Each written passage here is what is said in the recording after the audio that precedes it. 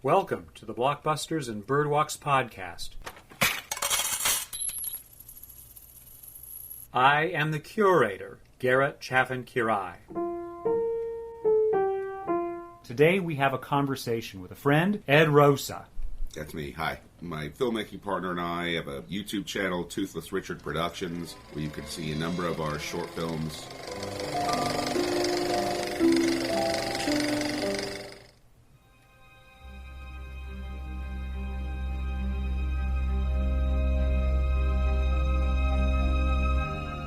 On its face, Prisoners is a straightforward story about two disappeared daughters of two very tranquil suburban families that are friends of one another, and the search to find these daughters, which happens along two angles. The parents want to do one thing, and the investigator in charge of finding these children wants to do something else. The investigator stays within the lines of the law. Mostly. The parents move very far away from it, and it results in largely a happy-ish ending because the children are recovered. And I recall that when it was released, I was newly imparented with baby 2, and I was not interested in watching a story about little girls being stolen from their families, having just had a second little girl. So I really put my stiff arm out. I Heismaned this thing for some time. I came back around to being interested in it because Villeneuve became an important filmmaker with Sicario and everything he has done since. And this is that sort of unscratched itch of returning myself to a filmmaker I now admire and seeing a relatively early work when he left Canada and doing things in the French language. And so, Prisoners, that's how we arrive at doing this. It's my understanding you haven't seen this movie before our sit-down either. That's correct. Okay. The standout thing to recognize about this, aside from the director, Denis Villeneuve, is this outstanding cast of actors. It's super deep. So just the names. We can get into the characters as we move along, but Hugh Jackman and Jake Gyllenhaal are the headlines. Jackman plays the main parent, going his own direction. Gyllenhaal is the detective. Viola Davis, Maria Bello, Terrence Howard, Melissa Leo, Paul Dano.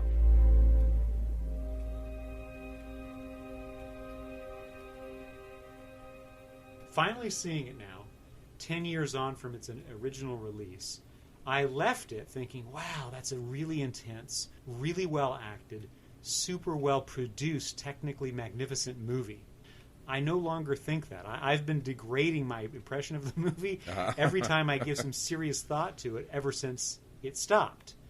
Do you share in any of that positive to negative response, or do you have a different reaction altogether? Well, I am coming about as fresh off of it as possible, so at this moment, I'm still pretty chuffed on it. Okay. I did have a few questions about the story that I don't feel were answered properly, and certainly I've had my experiences with movies that I thought were really good initially, that as time went on, I was like, I'm not really into this thing. La La Land, Shape of Water. There's been several. I tend to, when I revisit stuff, generally I tend to be more appreciative. My feeling at the conclusion of this, it reminded me of Zodiac.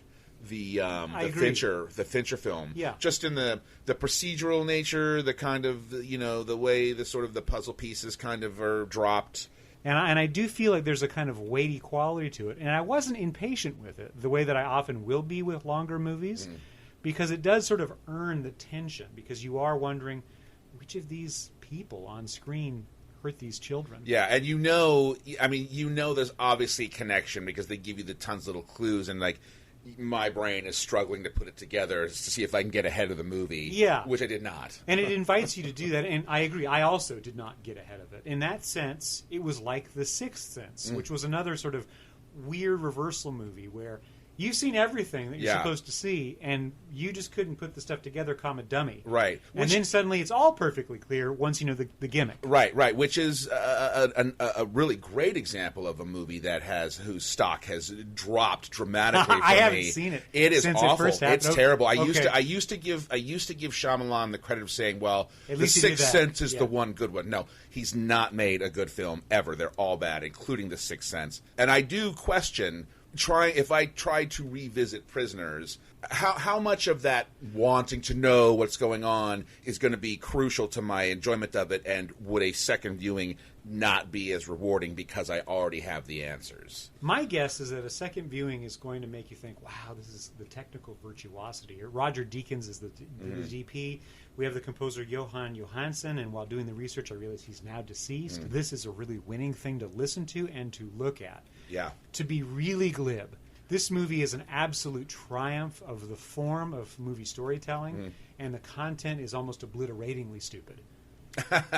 Okay. And so to go into the content piece, let me do that in just a minute. But let me celebrate what I think is the magnificence of how this thing is assembled. You and I have already both shared that though we're big-brained moviegoers with thousands of titles in our lifetime's experience mutually, we didn't sort of pull apart the pieces and glimpse the underlying story of what's really happening. Right. And so you, dear listener, you're going to receive spoilers as we continue on down this path. But it's to realize this screenwriter, and that is Aaron Guzikowski, who I think is now a showrunner for some HBO series. I forget the title. He is skilled at laying out a lot of characters with a lot of suggested backstories, that is, three-dimensional seeming people, but not actually giving us very much about them. They're archetypal. So you have an avenging angel character.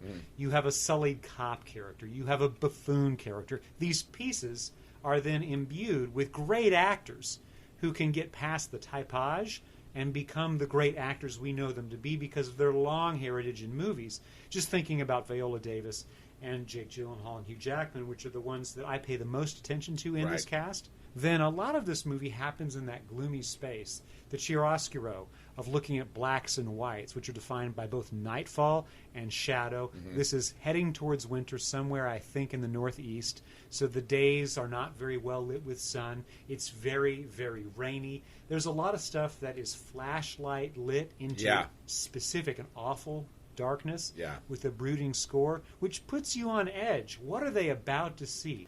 Are they about to find these girls just eviscerated after they've been raped? Or they were raped and then eviscerated? Right. Or what awful stuff's about to Right. happen? That's what I assume the entire time. I'm like, there's no way. Yeah. There's no way these girls are coming back in one piece. We're just going to be, in a sense, celebrating the torture porn of this movie.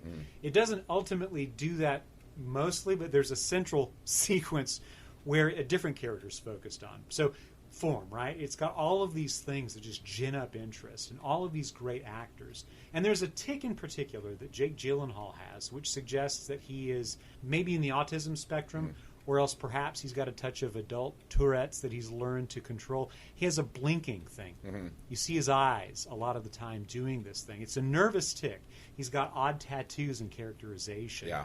He doesn't seem to sleep very much. He's very affectless. He's not able to participate in interhuman warmth. It's like he knows when he's supposed to suggest something that's kind, but he just can't do that, which is an interesting choice for the guy who's going to follow evidence. Yeah. Now, let me twist over to where my dagger goes in the spleen. I want to bleed you out. Content. I have been just spending most of my adulthood looking at procedural TV shows. There's a way that I think things are supposed to work. Yeah, they are really popular. There's so many of them. And on TV, of course, it will turn off after 45 minutes with a couple of interesting commercial breaks, and I can go about my business and problem solve. So I'm expecting certain things to happen in a certain order. And I'm also just naive enough to believe that there are certain rules of conduct, of things that the law is allowed to do to stay within the law's reach, and there are things that you can't do that step outside the law's reach. So a spoiler's coming. At various points, we watch Detective Loki, that's Gyllenhaal's character, in the box interrogating suspects for this terrible crime and the kidnapping, and there's really very little physical evidence. But he brings his gun into the cell. Now, that strikes me as a bad choice. Yeah. Because it's a killing weapon on your hip, and what if you're overpowered? And, of course, that does happen at a certain point in the movie, and terrible things ensue. How can that be allowed? Typically, it's my understanding that when a suspect is, or somebody's arrested and they're booked, when the officers arrive at the jail or whatever, they have to check their firearms before they enter. Another thing that Loki the detective does, which just frustrated me because I think this is how police are supposed to behave. Every time he goes to somebody's home, if he doesn't get a quick answer to the knock on the door, he just starts scouring the place to find open windows or checks the doorknob Right. and sort of invents his way into, I'm just going to invade this house. Now, that's terribly important on at least 3 occasions in the movie when he uncovers important stuff necessary to advance his investigation. But it's my understanding that that sort of stuff would be inadmissible in a court of law. Right. If it came to light that the How it was discovered. Right. If the evidence was unlawfully obtained, it would become inadmissible. Also, too, there was a number of times where I'm like, should he not be calling for some kind of backup? For example, there's at one point in the film where he goes into one of the suspects' homes and begins sort of digging through these boxes, and he's just touching everything. So should things not be being treated, with a more forensic hand? And yet he's just ripping the lids off of boxes this way and that. Right. And exposing I know the scene you're talking about, and it's very disruptive and alarming because he's in full vigilante mode, or if you like, he's a kind of a Western hero. He's gone off into the frontier. He's discovered malfeasance, and he's going to figure out a result because he's the lone gunman capable of doing so, because it appears that morality and the correctness of what he represents is going to befall these bad ne'er-do-wells. Right. I accept all of that, except that you're also aware through dramatic irony of the other puzzle pieces, the parents' investigation and what that's undermining his investigation. He's not aware of it, so he's acting badly. Yet, because we go for Gyllenhaal, that's been the case since he was a boy performer, and it's certainly true now, we're following the journey, and we want him to find these children. Absolutely. So fundamentally, the content problem I think I've got, and it's the thing that put me off from seeing this movie 10 years ago, is it trades on the horror that any parent has of your child disappearing on your watch, and you cannot find them. Right. And that purchases so much room to take a freight train of implausibilities and run it right through a well-produced movie. Yeah. Bottom line, that's the flaw of Prisoners. Yeah, it was funny. I thought a couple of times, I'm like, if I was watching this on TV with commercials, it would be like an ad for, birth control. Trojan man. Greetings, fellow pleasure seekers. There's a fantastic set of dialogue points that Hugh Jackman gets to shout at us. And I know that some people who really dislike this movie more than I dislike this movie will talk about one-note performances and attach that to Jackman, which I think is unfair. Yeah. His character is meant to behave a certain way, and we can talk more about that in just a minute, but he delivers this wonderful speech. He's talking to Detective Loki. Mr. Dover, what? You need to take care of yourself and your wife. That's the best thing you can do right now. That little girl is going to need you when she comes home. Kid's gone for more than a week. Have half as good a chance of being found, and after a month, almost none are not alive. All right? So forgive me for doing everything I can. You know what? It hasn't been a fucking week. You're right. Day It hasn't been a fucking week. 6.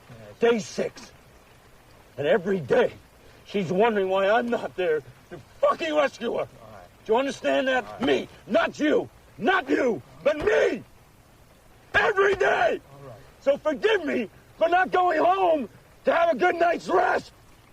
I don't mind Jackman. He's beautiful. Yeah, I find myself drawn to his charisma. But charisma. him and Jake Gyllenhaal both, I Yeah. find, like, there's just something, and, so I guess you say they're kind of born to do it because they just have that natural magnetism that just sort of draws you in, and they're very good at what they do. Unexpectedly, and I don't notice this all of the time because of casting choices, but Hugh Jackman is a big guy. Yeah. He's a long, tall, muscled, thick guy with a deep voice, and because of his vocal training, his musicianship, his capability with dance, he moves really well, and in this movie, he's an extremely menacing figure.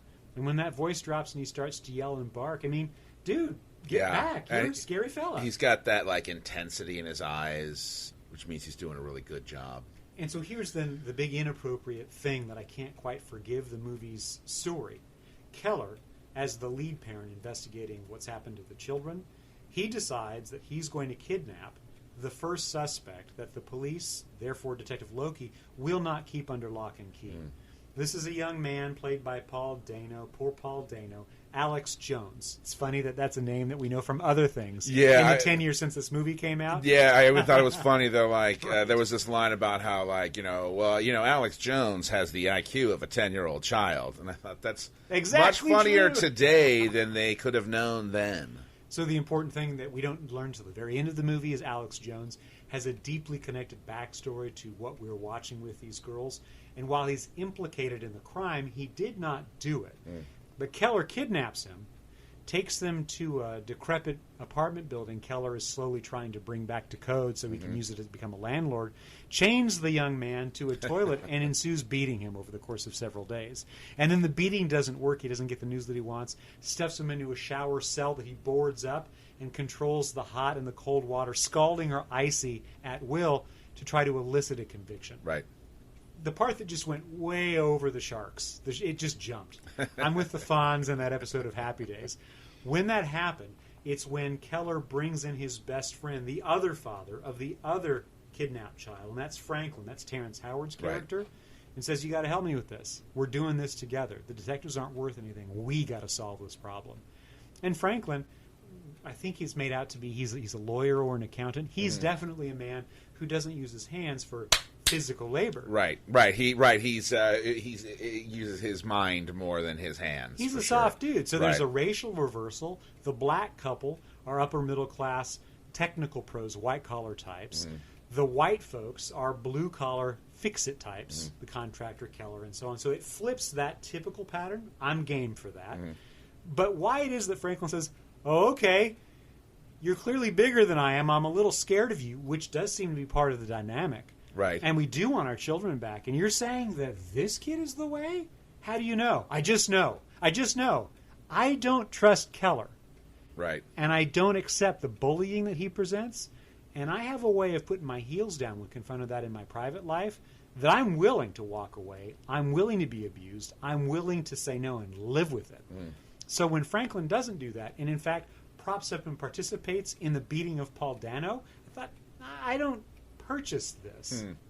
For me, I just kind of felt like he must sort of feel so like lost and helpless, and clearly they establish a really close relationship between the two families at the beginning. I mean, they're the only two families spending Thanksgiving together, and they're comfortable enough that Franklin has decided to perform on his trumpet poorly for them as a method of entertainment, which, like, I would never.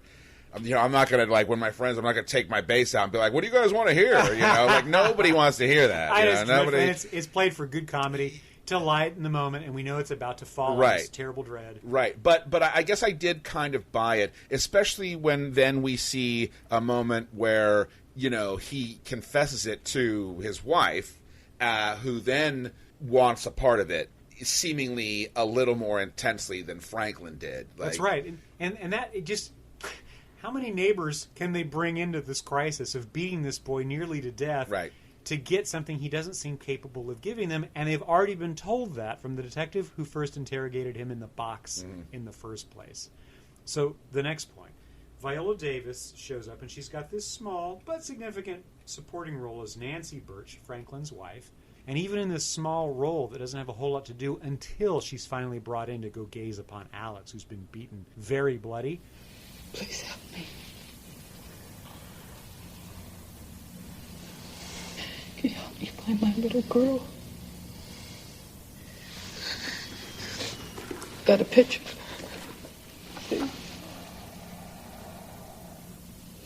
It's my baby. Her name is Joy.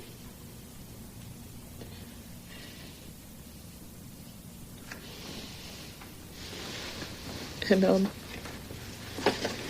this is stuff Dad only got her when she was 2 because she's afraid to sleep by herself. Please, tell me where my little girl is. Please, tell me where my little girl is. And there's a connection they sort of form through the brutality of what's happening, but it only grows worse from there. So that, again, just stretched the credulity. Can I accept that this is what a person would do? And here's a couple of cross-checks. I've been through sleep deprivation and know that my faculties aren't firing quite right, so I'm not always making the best decisions. Even so, if I were to go kidnap somebody chain them inside of an abandoned building, and beat them with my own fists for days on end, and not forecast the outcome will be at the least, maybe I will find my kid, which is my goal, but I'm definitely going to jail. Right. Or I'm going to be forced to commit murder, which makes me no better than the presumptive kidnapper that I'm chasing. Right. And why is that my end game? Isn't there something better to do with my time? Because, yeah, I know you want to be busy. I know you want to solve the dilemma. And in the case of Keller, he wants his daughter home and feels it's his obligation alone in the world to do this. But he's beating this kid literally to a pulp. The mask of his bloodied body, when that's revealed to us, it's pretty gross. Yeah, that was a really wonderful touch. Yeah. I thought of that the red balloon when you see his face, because it's red and swollen up like the red balloon in that whole movie. It's a totally nasty bit of business. Yeah. He's so disfigured. I know Paul Dano, and I've been paying attention to his career since he sort of became a thing. Let's say with Little Miss Sunshine, something like that. Yeah.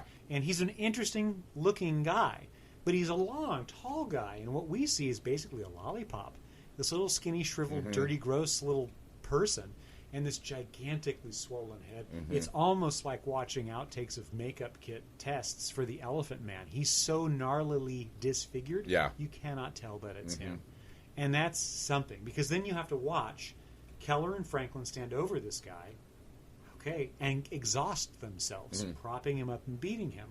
And then why it is, well, we realize that Keller's wife, and that's graced over, Maria Bello, she's a basket case, cannot care for herself, is mostly washed up crying and drugged with sleeping pills just to stay in bed. Presumably a loving spouse would notice that something's wrong with their loving spouse, especially under the duress of this circumstance. Yeah. But they're so goofed up and divided in their own little categories of hell, trying to find these little girls. It's necessary that you accept Keller's journey into the darkness. I couldn't. I couldn't. I know that I'm supposed to. I know I'm meant to, but I ultimately just don't. Which brings me to, I think, the underlying reason why. So again, listener, spoiler. Alex is passed off to us as the nephew of his auntie, played by Melissa Leo, turns in another spectacular, subdued little performance, as Holly Jones. Not a widowed woman, but her husband has wandered away or something like this, and she's living kind of in a decrepit old sprawling farmhouse in kind of the middle of the woods, and Alex has been her ward, and they kind of coexist.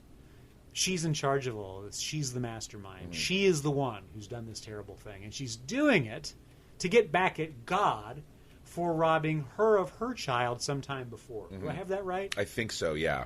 Then I had a couple of reactions because Garrett's questioning things like why? Right. How many serial kidnappers and serial killers walk among us? I don't live in I was thinking about that. It's crazy because the reason we have laws against child abuse is because too many people want to do it. However many people there are that get caught, there's more than that aren't getting caught, and then there are even more that have those impulses and have learned to control it or can't get to it. Right, and so they don't actually act on it, but given the right set of circumstances, they might. So here's another just small, I'm being a jerk. But you know how sometimes we get in conversations about the irritations with superhero movies that they have to have a physics that makes sense. Yes. And when the physics don't work, they're frustrating. Think about Star Wars. When the midichlorians are figured out, that's just stupid. So and dumb. We didn't need that. It lifts out all of our hopes, right? In these sorts of investigation movies, we're following chains of evidence to figure out motive and figure out causality and determine the mystery of a crime. The catch of how this character played by Melissa Leo, Holly, is functioning, she's attempting to use these children not for her own edification or pleasure, as gross or sadistic as that might be. She doesn't want to do things with their bodies. She doesn't want to dress in their skin. No, she's keeping them alive, interestingly. She's just keeping them drugged and asleep under her control so she can drive the parents crazy. Back to that physics example, this didn't chain quite the way I imagined when I thought of it, but the rules of how you torture people are not straight lines. Again, glibness. She doesn't know the Dover family. Right. She doesn't know what Keller's reaction to a stolen child might be. Some parents would not quite be clicking their heels, but they'd be like, "Ooh, one less mouth to feed." Right. Yeah, there are definitely some bad parents out there. And if that's the parent that she has stolen the child from, she can't know that. So the one-to-one correspondence between her criminal act, a kidnapping, not even a child torturing, just disabling a child until the parent is worn down to make them crazy like she once was, so much so that she's still acting in the face of God to whatever her creed is, that doesn't line up. Because what if you get a parent who's also a weird psychopath or a sociopath, as you seem to be? Right. They wouldn't care. Right. Your scheme won't work. And your scheme doesn't depend on violating this child for your own perverted needs and pleasures. That's not what's happening either. Right. I'm used to that from movies and TV shows. And so here's a bigger point, which is a positive celebration of this movie. The title, Prisoners, doesn't work as a literal statement. There is no real prisoner in this exactly. There are characters who are held in cells temporarily, and that does have some value, but it's greater as a metaphor for how we are imprisoned, with what private hell we carry with us, and in what ways we're able to and willing to negotiate our private humanity and set it on hold to become the monsters the circumstances seem to require of us. Yeah, everybody is metaphorically a prisoner of something or other. Detective Loki is emotionally maladjusted. How and why he is that way is never explained. But it's clear that he is, a prisoner of some kind of trauma. That's why he does this job, even though he's miserable, clearly doing it. So, And he does seem gifted at doing it. Yeah, they mention he's solved every case. He's perfect, 100%. Yeah. He always brings home his man, or in this case, a woman.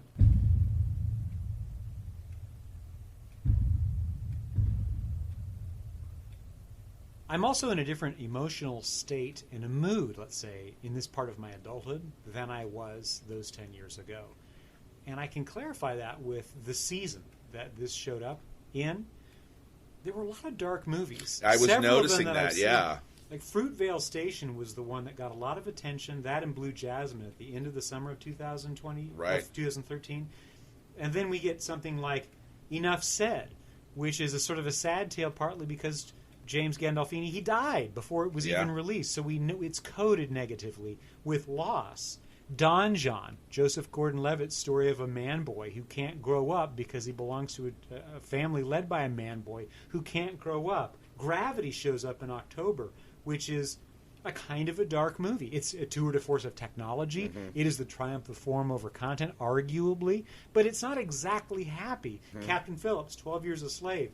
All is lost. Yeah. These are stories about terrible things. What a wrist-slashing season at the box office. Really, and not all of these movies were monster hits. I mean, not everything was Gravity, but several of these movies were very, very commercially important.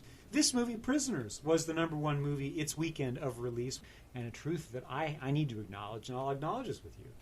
If I were in the position of any of these parents, I would be the wash-up trying to drug myself all day long to stay asleep and not face the horror of what I'm looking at. Right. I would not be marching the streets, banging on doors. I would be beyond my capability. How do you manage that kind of trauma, that kind of sorrow?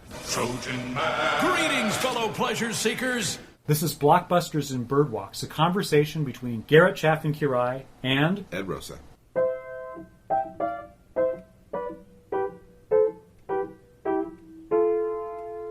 Boop boobity doo.